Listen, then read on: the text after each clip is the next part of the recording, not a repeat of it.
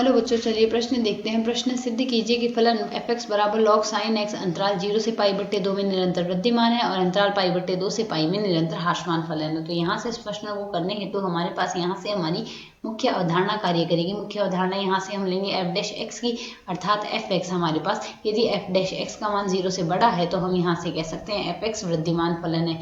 f(x) हमारे पास यहाँ से वृद्धिमान फलन है। ठीक इसी प्रकार यहाँ से यदि f(x) का मान 0 से बड़ा है तो यहाँ से निरंतर वृद्धिमान हो जाएगा। ठीक इसी प्रकार यदि हम यहाँ से f' का मान 0 से छोटा ले लेते हैं तो उस स्थिति में हमारे पास जो f(x) बनता है वह हमारे पास यहाँ से ह्रासमान फलन बनता है। तो यदि हम यहाँ से देखें f(x) बराबर हमें यहाँ से क्या दिया गया है, f(x) बराबर हमें दिया गया है log sin x। तो यदि यहाँ से log sin x है हमारे पास मान, तो f' निकाल लें।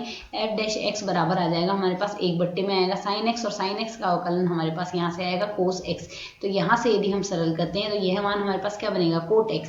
तो यदि f' का मान कोट x है तो यदि हम यहाँ से इसका ग्राफ देखें तो इसका ग्राफ देखकर हम यहाँ से कह सकते हैं, यदि हम यहाँ से यह x अक्ष लें और यदि हम यहाँ से अंतराल हमें 0 से π/, यदि अंतराल देखें तो अंतराल हमें दिया है 0 से π/2 और π/2 से π के मध्य। तो 0 से π/2 के मध्य हमारे पास ग्राफ कुछ इस प्रकार बनेगा। यहाँ से कुछ इस प्रकार जा रहा है यह ग्राफ। यहाँ पर यह है हमारे पास π/2 के लिए रेखा है, यहाँ से यह π/2 का मान है। इसी प्रकार यहाँ से यदि यहाँ हम जांचेंगे तो यह मान हमारे पास यहाँ से 0 के लिए है और यहाँ से हमारे पास मान π के लिए है। इसी प्रकार यहाँ से यह जो मान बन रहा है यह हमारे पास π के लिए बन रहा है। ठीक इसी प्रकार अब यदि हम यहाँ से देखें 0 से π/2 के मध्य cos x का मान धनात्मक और π/2 से π के मध्य cos x का मान ऋणात्मक है, अर्थात अंतराल 0 से यदि π/2 के मध्य देखें तो उस स्थिति में हमारे पास जो कोट x बन रहा है, कोट x के लिए जांच करें तो कोट x का मान हमारे पास यहाँ पर यह कोट x के लिए हमारे पास हमने ग्राफ बनाए हैं, तो कोट x का मान हमारे पास धनात्मक है। ठीक इसी प्रकार अंतराल π/2 से π के मध्य जो हमारे पास ग्राफ बन रहा है कोट x का,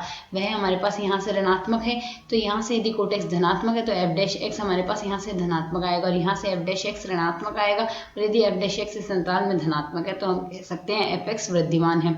f(x) हमारे पास यहाँ से वृद्धिमान फलन है। और ठीक इसी प्रकार यहाँ से ऋणात्मक आ रहा है, अर्थात इस अंतराल में f(x) हमारे पास ह्रासमान फलन है। इस प्रकार हमने यहाँ से ये जो सिद्ध कर दिया जो पूछा गया है। आशा है समझ आया। धन्यवाद।